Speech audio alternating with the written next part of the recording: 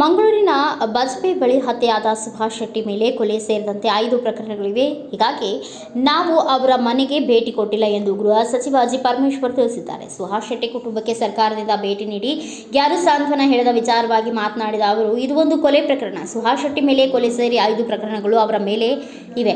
ಹಾಗಾಗಿ ನಾವು ಭೇಟಿ ಕೊಟ್ಟಿಲ್ಲ. ಆದರೆ ಸುಭಾಷ್ ಶೆಟ್ಟಿ ಮನೆಗೆ ನ್ಯಾಯ ಕೊಡಿಸುವ ಕೆಲಸ ಸರ್ಕಾರ ಮಾಡಲಿದೆ ಎಂದು ಸ್ಪಷ್ಟಪಡಿಸಿದರು. ಹಿಂದೂ ಕಾರ್ಯಕರ್ತನ ಕೊಲೆ ಪ್ರಕರಣದಲ್ಲಿ ಬಂಧಿತರು ನಿಜವಾದ ಆರೋಪಿಗಳ ಎಂಬ ಅನುಮಾನ ವ್ಯಕ್ತವಾಗುತ್ತಿರುವ ಕುರಿತು ಪ್ರತಿಕ್ರಿಯಿಸಿ, ಯಾರನ್ನು ಆರೋಪಿ ಅಂತ ಹೇಳಲು ಆಗುತ್ತಾ? ಕೊಲೆ ಪ್ರಕರಣದಲ್ಲಿ ಯಾರೋ ಬಂಧಿಸಲು ಆಗಲ್ಲ ಎಂದು ತಿಳಿಸಿದರು. ನಿನ್ನೆ ಮುಸ್ಲಿಂ ಸಮುದಾಯದ ಪ್ರಮುಖರು ಅವರಾಗಿಯೇ ಬಂದು ನನ್ನ ಭೇಟಿ ಮಾಡಿದ್ರು.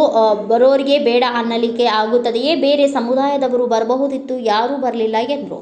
ಸುಭಾಷ್ ಶೆಟ್ಟಿ ಕೊಲೆ ಪ್ರಕರಣ ಎನ್ಐಎ ತನಿಖೆಗೆ ವಹಿಸಲು ಬಿಜೆಪಿ ಒತ್ತಾಯದ ಬಗ್ಗೆ ಮಾತನಾಡಿ, ಅದು ಬಿಜೆಪಿಯವರ ಅಭಿಪ್ರಾಯ. ನಮ್ಮ ಪೊಲೀಸ್ ಇಲಾಖೆ ಸಮರ್ಥವಾಗಿ ಕೆಲಸ ಮಾಡುತ್ತಿದೆ. 8 ಮಂದಿಯನ್ನ ಪ್ರಕರಣದಲ್ಲಿ ಬಂಧಿಸಲಾಗಿದೆ. ತನಿಖೆ ಚೆನ್ನಾಗಿ ನಡೆಯುತ್ತಿದೆ ಎಂಬುದು ನಮ್ಮ ಅಭಿಪ್ರಾಯ. ಹಾಗಾಗಿ ಈ ಪ್ರಕರಣವನ್ನು ಎನ್ಐಎಗೆ ಕೊಟ್ಟಿಲ್ಲ. ಆ ಕುಟುಂಬಕ್ಕೆ ನ್ಯಾಯ ಒದಗಿಸುವ ಕೆಲಸ ಮಾಡುತ್ತೇವೆ. ಬಿಜೆಪಿಯ ಆರೋಪ ಸರಿಯಲ್ಲ. ಬಿಜೆಪಿಯವರ ಕಾಲದಲ್ಲೂ ಕೊಲೆಗಳು ಆಗಿವೆ ಎಂದು ಹೇಳಿದರು.